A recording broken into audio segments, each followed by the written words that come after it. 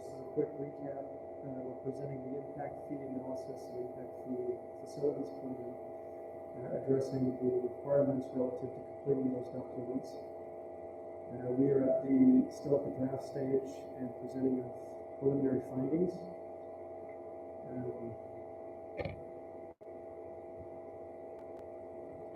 Once we have the preferred alternatives, then we're able to move to the adoption phase. As I was indicating, the board has the option to adopt, modify, or reject. We're presenting the maximum allowable impact fee, and there's no requirement for you to assess an impact fee at all, so that you're not required to assess an impact fee. However, if you choose to adopt a fee that's lower than the maximum, then in order to maintain your level of service, you would need to identify some of the funding mechanism. So that would be a critical evaluation to determine how you continue to maintain or fund future infrastructure if you adopt something lower than that maximum. If you choose to adopt the maximum allowable impact fee and it results in an increase, then there's a 90-day wait period before that becomes effective. Technically speaking, the legislation indicates that there's a 90-day wait period for any change to impact fees, but if there's a reduction, we typically implement that immediately, since the study shows or provide information for the board to challenge those fees. If there's an increase, then that's when the 90-day period is effective.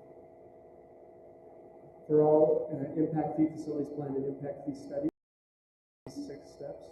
We determine demand, we look at your existing facilities, we define levels of service, and when I say we, that's your engineer and LRB as a consultant. Often that requires an effort by both firms to complete that evaluation and make sure we have the appropriate information. So we establish existing and future levels of service.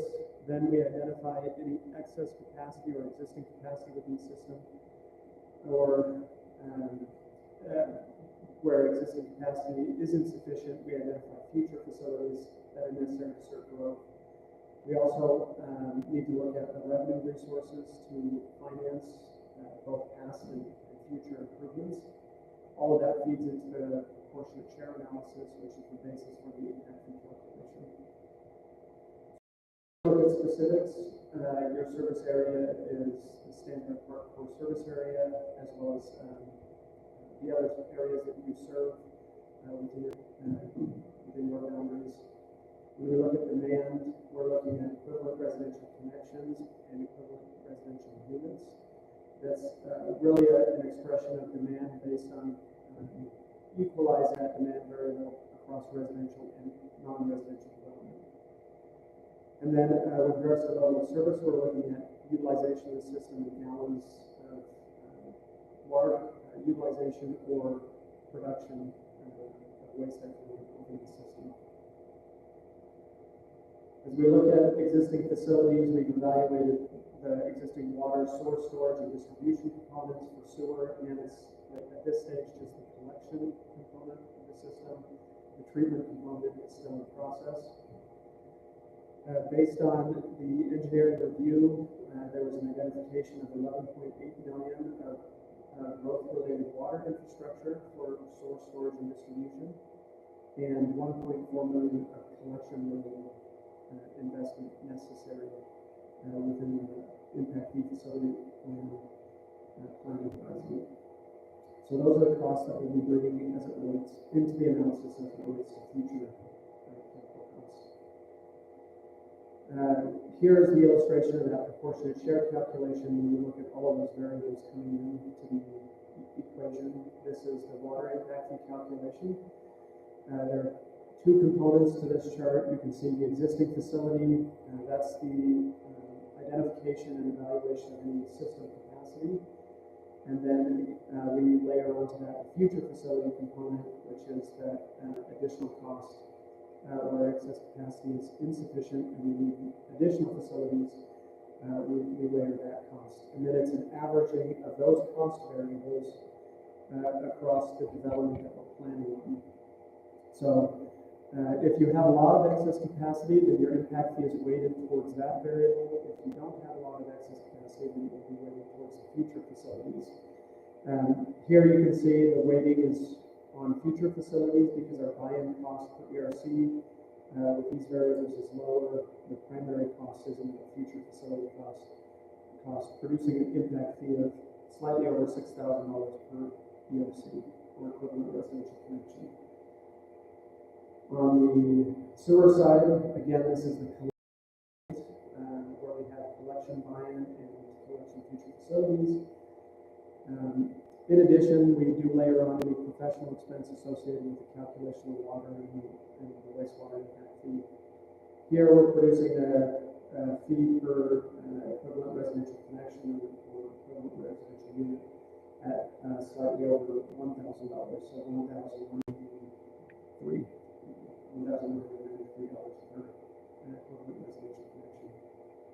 Again, that is just the collection component. So the treatment impact fee component would be added on top of that. So that provides a summary of the proposed impact fees. Our next step is obviously completing the treatment components, and then you could hold a public hearing before you have that treatment component, and then hold another public hearing to bring in that treatment component. But in either of those scenarios, the next step, once the final documentation is provided, is to hold that public hearing, then adopt, modify, or reject the impact fees, and then trigger that 90-day wait period for an increase. Are there any questions for me on the impact fee side before we jump to rates? And we want to get to both the impact fees and the rates before we look to questions from online and the audience. I think keep going. I will bring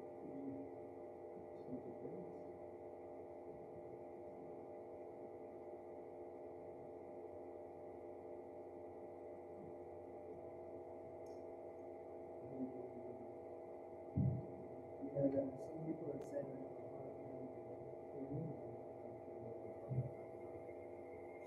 okay. I'll put it really close. See if that helps. Alright, so this is the review of the rate scenarios that we evaluated relative to the water utility, the sewer utility, and the proposed storm utility, which currently does not exist within the district relative to a specified rate. So I'm going to review the scenarios that we've evaluated, highlighting some of our performance metrics and proposed rates for each of those. So for the water utility, we've evaluated the baseline rate evaluation, which is essentially no rate change. Meaning what would happen to our fund balance and debt coverage should we not increase rates, and how would we perform? I'll also point out that in each of our evaluations of water, sewer, and storm, our methodology is to bring in operating revenues, operating expenses, or non-operating revenues, which includes the impact fees that we just addressed. So changes to those revenue streams should be about the maximum. We look at growth within the system, and then we balance that against your capital expense and your debt obligations, and evaluate two primary objectives, which are what happens to your cash reserves, that's expressed in your fund balance, meaning how much cash do you carry over each year, and measure that against performance targets. And then we look at your debt coverage, meaning once you pay your operating expense, how much revenue do you have to cover that debt service payment, and there's certain benchmarks for that variable that we need to maintain. And you're really required on the debt to keep that at about 1.25 times, and if you have something better than that, then that produces some benefit to the district in the form of potential lower interest costs and debt savings get issues of savings, but we need to at least maintain a minimum on that side. So those two objectives will show in chart form in the next couple of slides relative to each of the scenarios we address. So for the baseline, on the water side, we look at no rate change, what happens to those targets, and do we stay above our benchmarks? If we don't, then we take action in our model and say, okay, what do we need to do to stay above those targets or have those targets from a revenue sufficiency standpoint? So here is the baseline, which is the do nothing scenario. Essentially, our fund balance starts at an acceptable level, but we essentially spend that down. So we do not have sufficient revenues that carry over. When you account for operating expense, debt service, and your capital improvement. The primary driver in all of these is really the capital improvement and the infrastructure that you need to build and the inflationary pressure on your operational expense. In addition, we have some level of service changes, meaning based on staff input, we have layered in some additional FTEs that would be necessary to continue to provide service and maintain that capital improvement plan. So there are really a three-pronged effect that's happening in each of these.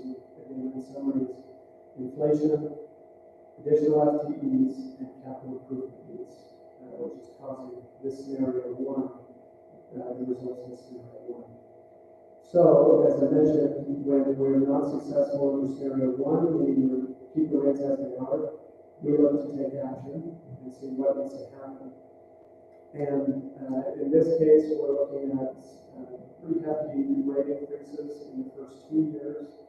So this scenario is front-loaded to infuse the water utility fund with additional revenue to fund capital investment. And you can see based on that, so based on a 35% increase in year one, followed by a 35% increase in year two, we can get to more inflationary increases. So we're seeing an increase that matches more long-term inflation percentage. And our targets stay at or above, maybe it evolves a little bit around that days of cash on hand fund balance target. On the debt coverage side, we actually exceed our debt service coverage target. What that indicates is there is some debt capacity there. So in the future or in this scenario, if there was a desire to issue debt, then we would have capacity to do that.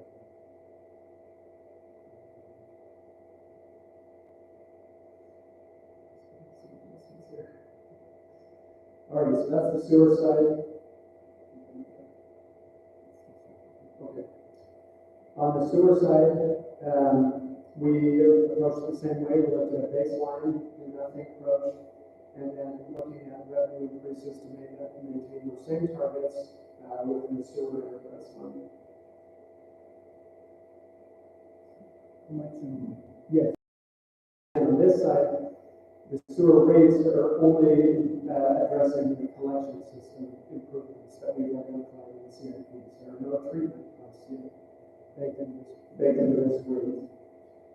So here you can see the do nothing approach. We're actually okay for a little bit longer than what was shown on the water side, but we do drop below our targets within the 5-year planning horizon. On our debt coverage side, we actually see that drop a little bit more where we have an issue because we're layering on some additional operational expense and the inflationary pressure in our operations budget has its impacts there as well. So here we didn't see a need for a pronounced increase up front. We're doing more universal rate increases over time. So we set this scenario to an equalized increase, trying to get below double-digit numbers on the sewer side. So this scenario showing an 8% increase in both base and usage rates and perpetual impact in the 5-year planning horizon. Again, with that said, this does not include treatment. So once we layer in treatment, then we're going to have to see what happens to our scenario here to maintain our targets. Alrighty, then on the storm utility, again, this would be a new fee. The district does not currently assess a storm utility fee. So what we looked at is establishing a methodology that would calculate ERUs within the system. So we had first evaluate the demand variable using existing data and account information. And then we also looked at what other entities are assessing on a per ERU basis to see what our starting point might look like for storm utility rate. Based on that, we established a starting point of $3 per ERU with a similar inflationary increase head to the sewer rates. So here you can see what that scenario looks like. Year one, obviously we're just establishing that rate at $3 and then applying the inflation increase year after year to try to keep our fund balance above that or at our target of 150 days of cash on hand. So this one is unique in that we're starting from scratch, whereas the others really have a rate in place. The next couple of slides show the proposed actual rate changes based on those scenarios. Those are also provided as part of handouts that are available here to those that are in person. But you can see the rate changes based on the water. Again, this is that 35% on top of the 35%, and then 3% increase thereafter. Usage rates would also go up by that same percentage. On the sewer rates, this is showing that 8% increase in those proposed rates.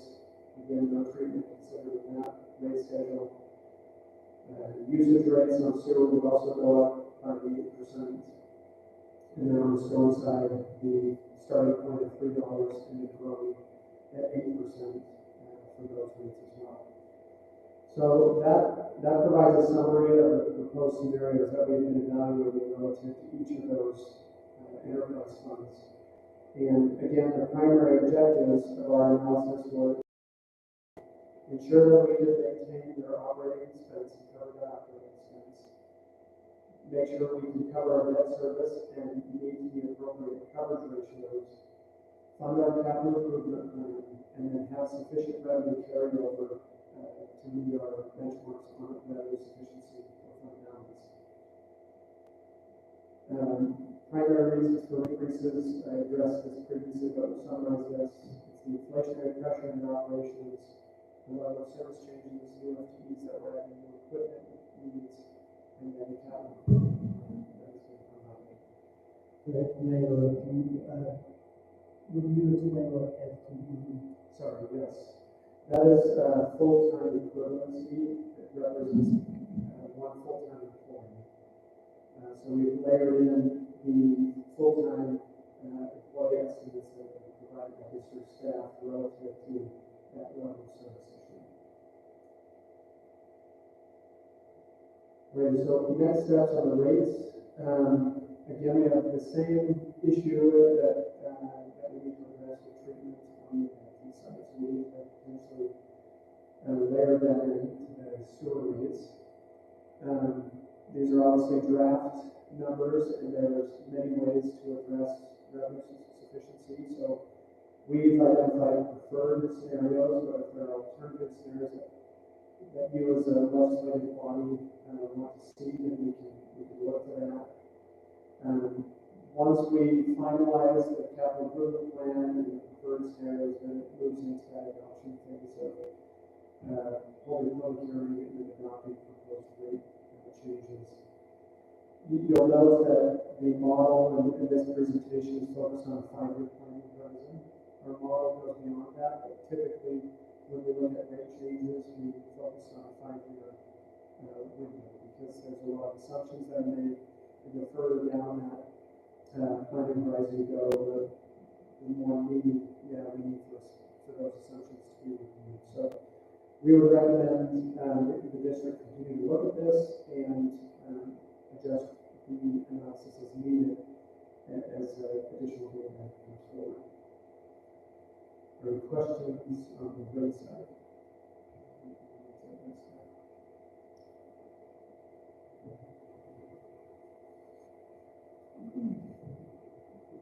Maybe I'll just ask a question. So just because of the rate adoption schedule, how can the gap of collection and treatment be taken care of? I suppose maybe is it a question of taking the higher either the existing rate or the new collection system rate is higher than the combined rate now? You would perhaps adopt it now, or do you just continue the existing rate until the treatment is established? Yeah, you could. Either approach is on the table. I guess that would be up to the legislative body or board members to say, we take action now, we adopt the proposed rates, understanding that once the treatment component is evaluated, then you would come back and adjust your rates again. Or do you wait until that is finalized and do one increase that addresses both the collection system and the treatment system? Obviously, the risk is time. We're showing a rate increase needed, and that won't, but it's not going to capture the full increase that we needed.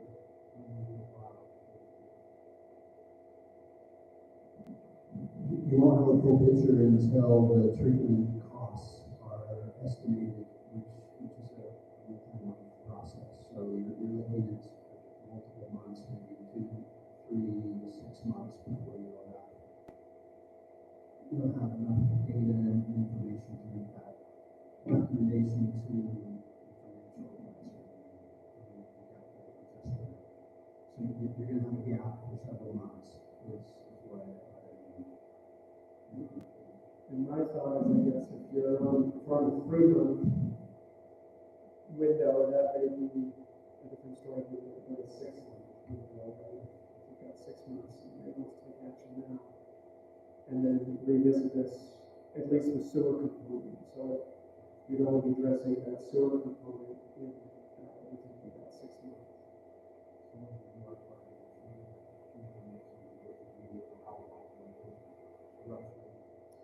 Mine would be a much quicker turnaround. We already have models. If it were 6 months, we may refresh some of the budget data. Since we're using historic information, we could probably update maybe one fiscal year, but our turnaround would be weeks.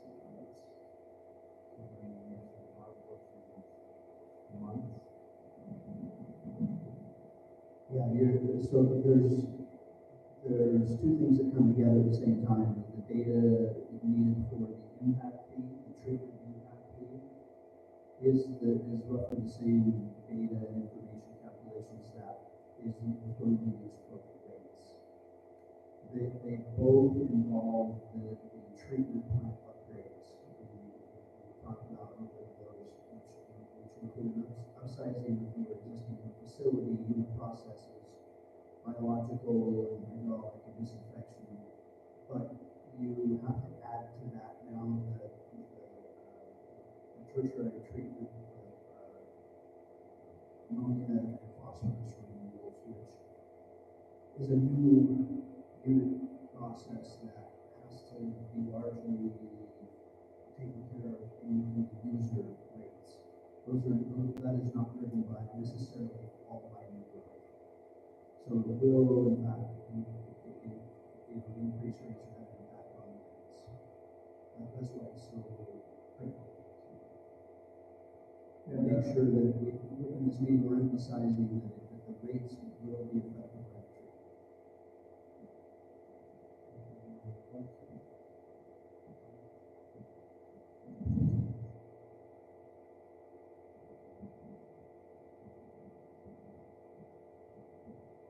So if you wait one public hearing, I guess that's the biggest question. I don't know if 6 months is going to kill us. It's just a preference that the board is going through to public hearings. When we're talking about raising rates, 40% on sewer, 8% on water. Last work, the previous board that made changes since 2012, they went over, so I think we would just put it in this case around water.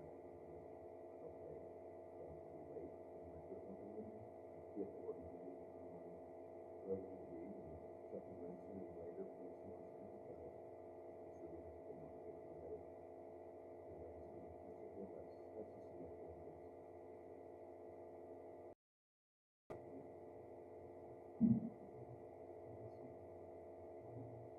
I'll open it up, number 3, public input and questions on preliminary rates and implementation.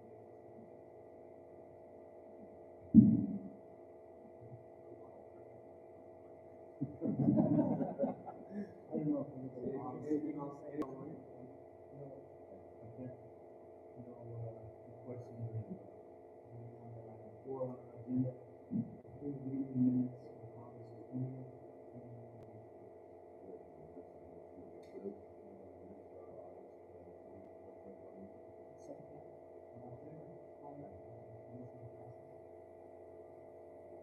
Number 5, approve financial warrants.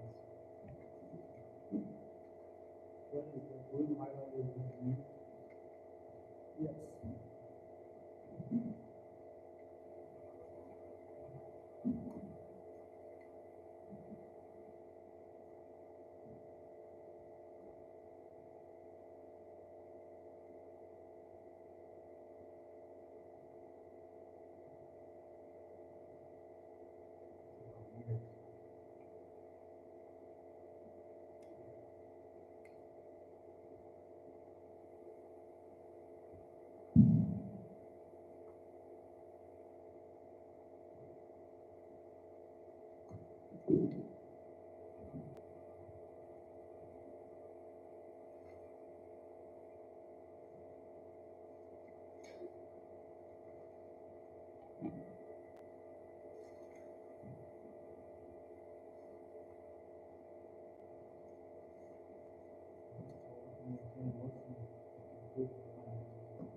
Motion to approve the financial warrants dated September 7th, 2024, for total $168,782.53. Motion passes. Item number 6 on our agenda, motion for adjournment.